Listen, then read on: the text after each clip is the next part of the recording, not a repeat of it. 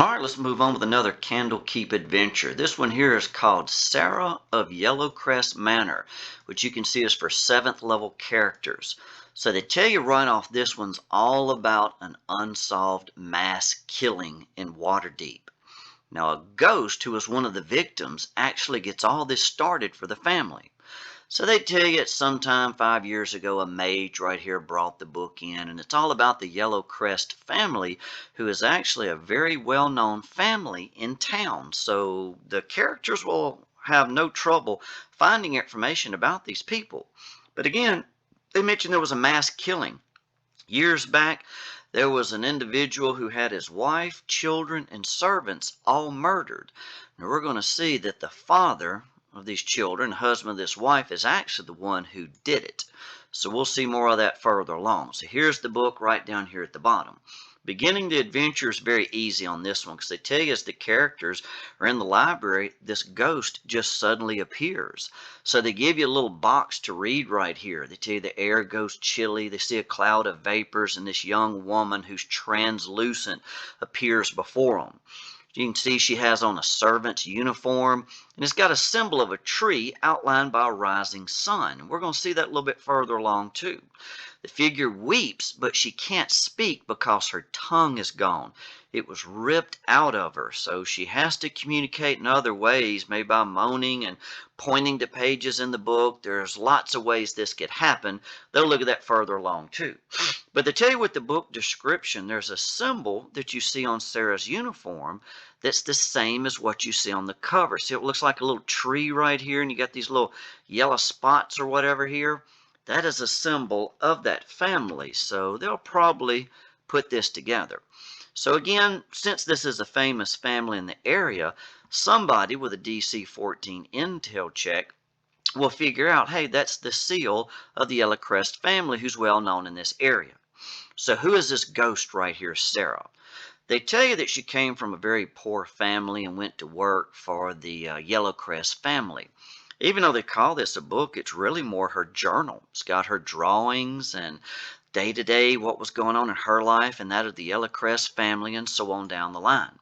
So they tell you she describes herself as a servant of Lord, looks like Vialis Yellowcrest and Lady Maria Yellowcrest. And this Lord Vialis Yellowcrest is actually the villain of all this who committed all these murders. We'll see why here soon enough. So Sarah writes about Lady Maria. She also came from a poor family at one time and taught this lady who wrote the book, Sarah, right here, how to write, and that's where the book came from. So they talk about a glimpse into darkness, and they're talking about something that Sarah saw and wrote about in the book. She says in the book down here, she worries about this new, unexpected, strange conduct of Lord Yellowcrest. If they want to call this guy Lord Yellowcrest, or usually they call him Lord Vialis right here, that's who she's talking about. She says he got very interested in these ancient books and at one time saw him make this chalked circle around himself. He put all kinds of strange runes into that circle, and the circle at one time had what looked like bubbling blood in it. So obviously this is not a good sign right here. She says she has to tell Lady Maria, and that's probably what got them all killed, was that right there. So she mentions this book that he was reading. She even drew in her book, which is what this story is all about, a sketch that shows a monstrous creature with a bulbous head, long arms, tentacles for legs, and multifaceted eyes. This is something that was seen in this book that Lord Valis was reading and studying. So obviously this is a very strange creature. Now, in her book, she also drew what she saw this Lord Valis making as far as like this little magic circle. And they tell you that with a DC 15 intel check, somebody in the party will notice that was a ritual casting for contact other planes. So that's what this guy was doing. He was contacting an evil creature, an evil great old one on the outer planes. We're going to see more about him. So they give us a little background here on Yellowcrest and such. Now again, this is a very famous family, and their house is still in town. We'll see that further along here too. So all of this details the life of Sarah primarily and the family she worked for.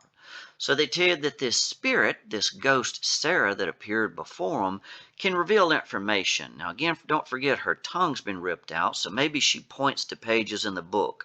Or since she's a ghost, you could actually have her possess one of the player characters and talk through them.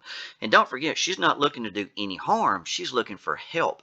She wants these murders solved. She wants somebody to answer for this. She wants justice.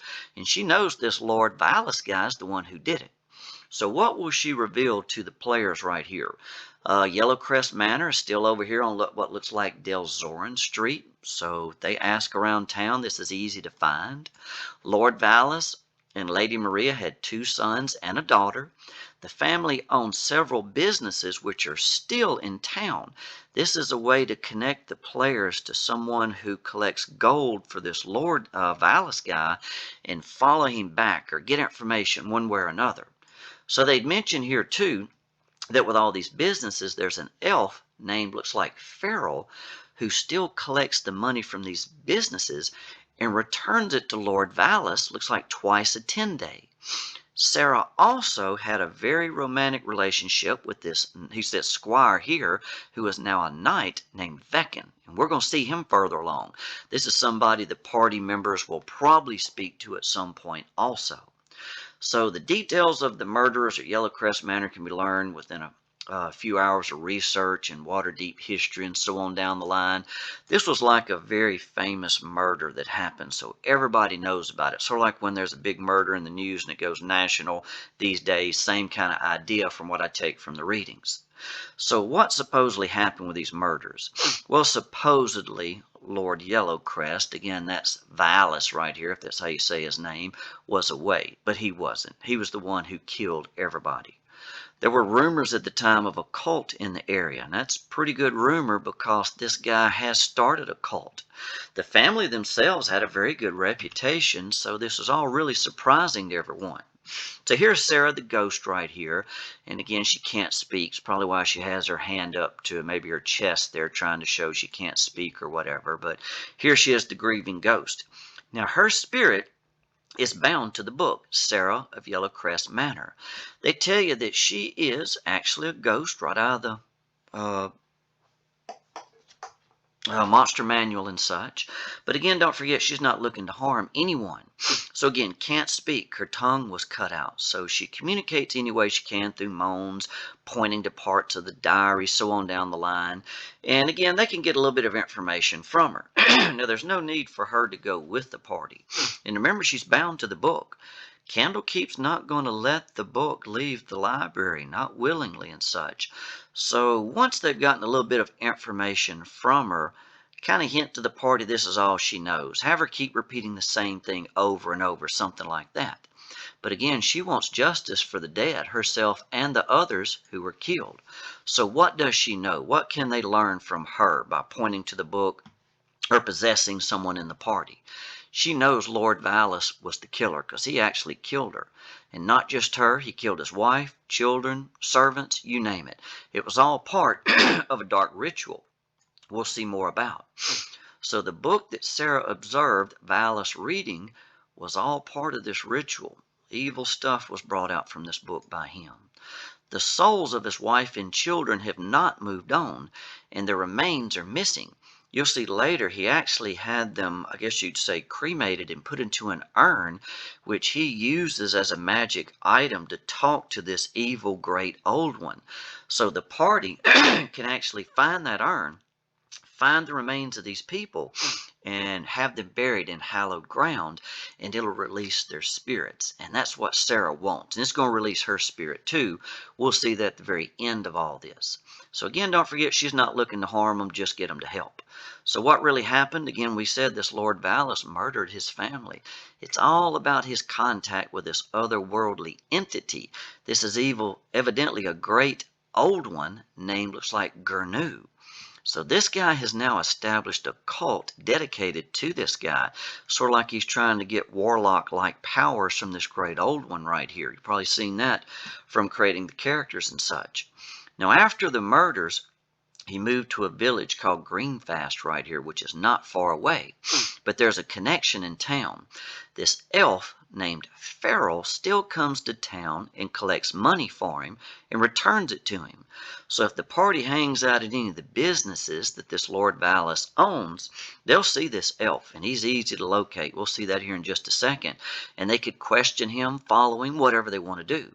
And this elf is a member of this burnt tongue cult that this Lord Vallis has founded. So he's an evil elf. He's up to no good at all. So looking at Lord Vallis's tome right here, they tell you the crude sketch composed by Sarah shows a monster on the cover of the book that Lord Vallis was reading. When we get to the temple where the cult is at, you're going to see a statue of this creature in area B7. And again, that's all about the burnt tongue cult, which needs to be destroyed, and of course their leader Vallis too. Now the book who Sarah tried to sketch out on the cover and such right here is a tome called Retribution of the Ancients. And Candlekeep would like to have this book. Even though it's a book of dark work, it's rare and they would like to have it. So this is something the party could be rewarded for if they can bring this back. So they'll find this in the cult hideout. Secrets in Waterdeep. So they tell you what happened again at Yellowcrest Manor is commonly known right there. To locate the remains of Lady Marie and her children is one of the big things the party wants to accomplish.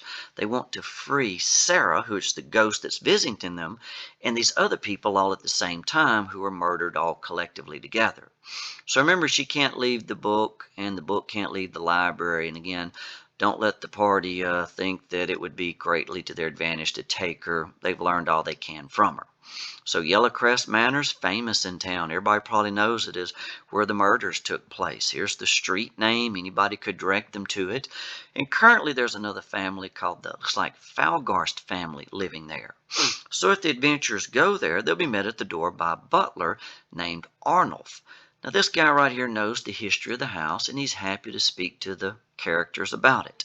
They tell you that with a little DC charisma persuasion check right here, and maybe offering him a little bit of an alcoholic beverage or using a charm person spell, they can get all sorts of information from him. So he knows the family was all murdered one night. He knows they were stabbed and had their tongues removed, which of course is very bizarre right there. The only survivor was the father, who again, he doesn't know this, but that's the person who killed everybody right there. He knows he still owns these businesses in town. So again, look here, this guy who killed his family and all the other workers and then moved away still owns several cobbler shops, a couple of leather workers shops, 2 tanneries, and whatever else you want to have him own in town. He's obviously a fairly wealthy guy with all these businesses. Now, the people that own these, or should say operate these businesses, Lord Vallis owns them right there, have never visited where he's at now. They just know he lives out in the country somewhere. So they tell you that they could get a little bit of information from these people right here, but what they really want to know is this overseer Farrell. The party needs to know when he's coming by to collect the profits from these businesses. They can question this guy, and of course they can also follow him. They'll probably want to stay hidden and follow him, but whatever they want to do, that's all up to them. Now this little elf lives in a nearby village, which is only 2 days away, so it's not a very long trek to where he's at as far as his home. Now if they wait for this elf to come by these businesses and collect money, he won't be alone. Look at this, he's always got this entourage of bodyguards with him. He'll always have 2 cult fanatics, 3 thugs, and 2 veterans. Now, Candlekeep book here doesn't give the stats on these, so you have to come up with all this yourself. I thought that was kind of lazy of them right there. So as DM, you come up with this any way you want.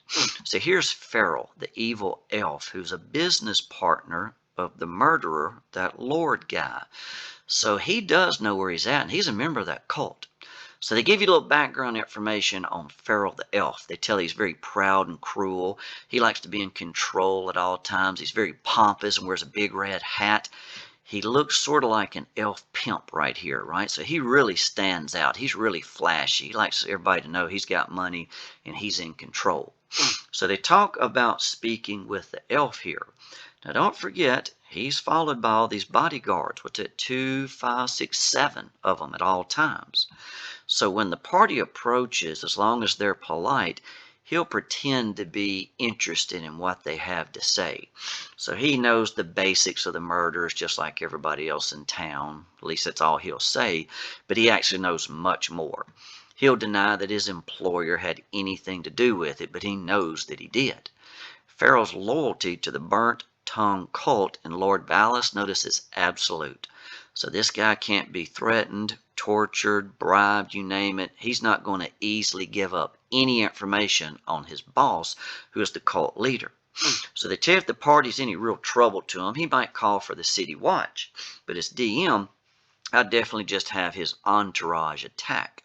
So they'll tell you that if the characters say, they want to question Lord Vallis, at that time he tells the bodyguards to attack while he runs away.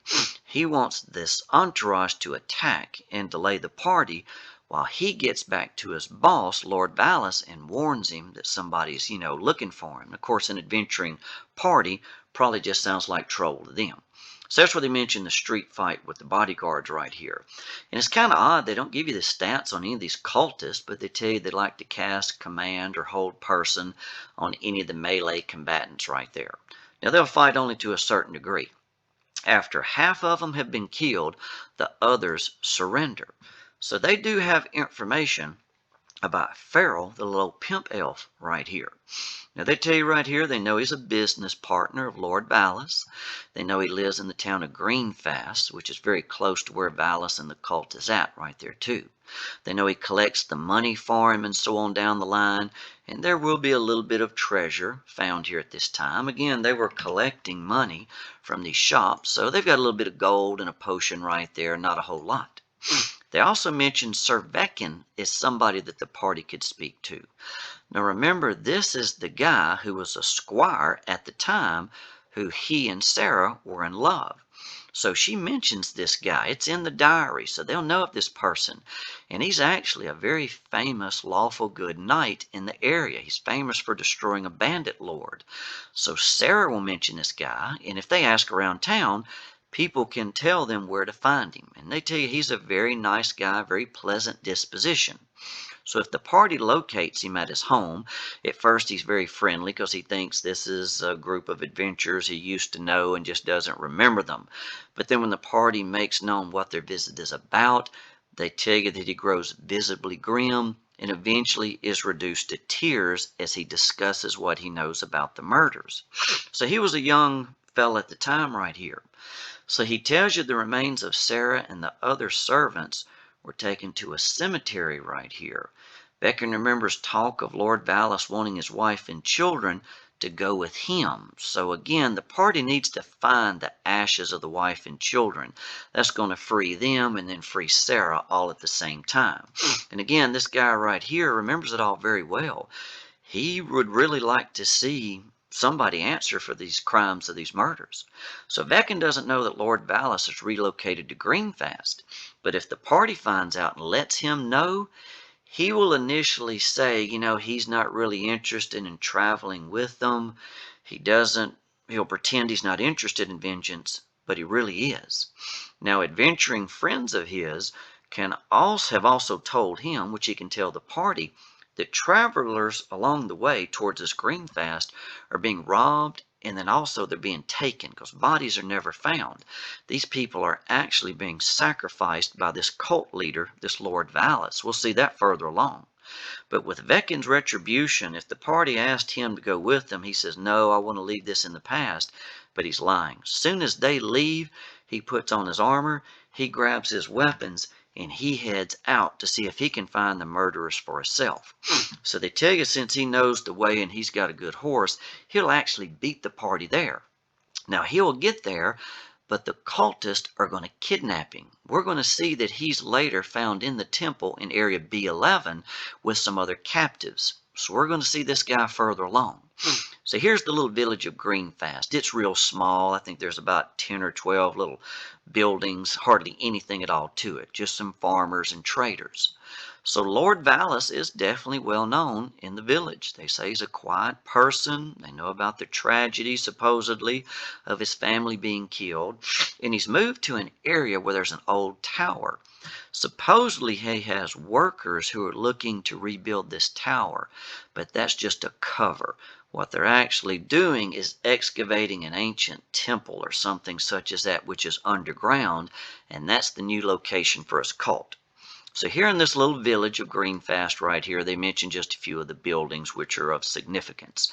There's the mayor's house. So they tell you a little about the mayor right here. They can get a little information from her, and she says she thinks that Valis is up to something, creating some sort of following, but she doesn't know any details. In addition to that, her sister fell under the sways of this cult. So if the party could return her sister, she would be very grateful. They also tell you there's a tavern, and there's a guy here called Old Fargo. Now, Old Fargo has a son, funny enough, called Young Fargo, who has also fallen under the influence of the cult. So the party will find him at the cult hideout, and if they could return him to this Old Fargo who owns the tavern, he would be thankful. So look at that. There's a connection to the mayor and this tavern owner right off the bat. Lord Valis's house, they tell you here in this little village, looks abandoned. In other words, he's not visiting it. He's staying at the cult location. So here's the little village. As you can see, there's very little to it. So here's also Farrell's house at G4. Now remember, this is the Weasley little elf who's collecting gold for Valis in town. He's his business partner. So the characters can go to his house and confront him. And if at any time he feels threatened, he'll open a window of his house. And that's a signal to the nearby cultist hiding in a barn to come running. You can see there's 2 cult fanatics and 2 veterans who will quickly come to his aid. These are the same people who snatch people off the road for sacrifices to the cult and so on down the line. And they tell you that if one or more of these fanatics and such can be captured, they know what's going on. So maybe one could be charmed or something such as that. They know that Lord Valis is the leader of the Burnt Tongue cult. He's worshiping this dark entity creature called Gurnu and sacrificing prisoners. And in exchange, aberrant creatures will be put under his command. We'll see what those are further along. So they tell you that he takes all these people to these old ruins. And beneath there are some subterranean chambers where the cult has its temple. Right there. They don't know about the remains of the wife and children, but we'll see them down below. So what's going on at this temple? Again, they're worshiping this great old one called Gurnu right here, sacrificing people to get power and other strange minions and such, which will obey their commands. So when the party arrives, they see this crumbling tower. And supposedly there's tents where workers are staying, but they're not really working on this above ground. They're working what's below ground. So the party will see this stone staircase going down, and there's no guards. They're pretty confident that they're safe here. So they tell you down below it's of ancient construction, something I guess they're excavating. And there's lots of lights on the way down, so it's not dark, it's well lit so everybody can see. They tell you when they go down these 30 feet of steps right here, they'll enter this antechamber. They'll see braziers, an unnatural aquamarine light, pillars. There's carvings of otherworldly creatures. There's a little magical fountain and some double doors at the far end. Now here in this first little room, there's 2 grails and 4 cultists standing guards. They'll probably be waiting to ambush anybody coming down those stairs unless they've been very careful to be very quiet. So combat here will cause one or more of these cult fanatics, if they can get away, to warn Lord Valis. They're going to probably gather people in this area unless they can be captured and killed quickly. The fountain will actually give the magic effects of a guidance cantrip. There's on the west side a door that's locked, and to the south some other doors which are unlocked. So you see all this on the map. As you can see, it's pretty short. This temple area is probably where the main fight's going to take place. There's actually a sacrifice going on at the moment. And see where this is upper and lower level. It's a little misleading. This is actually lower level 1 and then lower level 2. So they tell you down the lower levels there's an arcane study. And in this study, what's significant are these 2 glowing spheres. They tell you that if anybody approaches them, It's actually a trap. They'll be dropped down 20 feet and dropped into these cells. But also what's very important here too is this book. They want to find this book of dark rituals and return it to Candlekeep. They'd be very happy to get this. But it's also the leader's spell book. And look at all these spells that a wizard could gain. So that's very good for them to have there. There's a secret door going over to what's at B2 and B5 and a little bit of treasure, not much. Here's a dungeon access area that goes further down to the second level. They might see a single cult fanatic in here. He'll try to get to their leader, Lord Valis, if he can. There's an office, just some books and trinkets. B5 is where they make the symbols of this cult. Basically, their symbol looks like a tongue ripped out of somebody's mouth. Pretty gruesome there. B6 is a little study area right there. And they tell you in this study area is a little bit of possible treasure. Now B7 is the dark chapel. Here's where the main action will probably happen. So they tell you there's 3 cult fanatics at the bottom of the stairs. They'll be hiding along the walls waiting to ambush. But this is the chapel area. They tell you at the far end, which is to the south, there's a statue of some type of otherworldly creature. Has a large bulbous head, long arms, tentacles for legs, multifaceted eyes, and so on down the line. There's an altar with 2 bodies draped over it. And here's Lord Valis, the person right here who is sacrificing them. He's got a bloody knife in his hand. Either side of him are 2 more cultists and this creature floating nearby, which is a grail. So they tell you that when the party comes in, these 2 cultists and this grail will move to attack along with these other 3 cult fanatics. The Lord Valis guy needs 1 more round to complete this sacrifice. So he's going to kill these 2 adult humans right here. And they tell you that at the start of round 2, the characters will see the bodies consumed by fire, reduced to bone and ash, and a grail emerges in their place. This is how Lord Valis right here gets these creatures to command. There's also 3 more cult fanatics lurking behind the statue. So that's what, 10, 11 or so bad guys all in this one room. And I think it's really odd they don't give you stats for the cultist or Lord Valis. Either way, right there. So I think that's kind of lazy of them, but they tell you he's expended his 5th level slot in the ritual. He's already cast mage armor on himself, has a robe of scintillating colors, and they tell you he has a scroll of teleport. Now they tell you that if he looks like the battle's going to be lost, he'll teleport away, but I wouldn't do that unless I wanted to make this an ongoing campaign. I'd make him stand his ground right here and fight, retreat to another area, whatever. So there's some pits on either side of the temple area where they dump the ashes.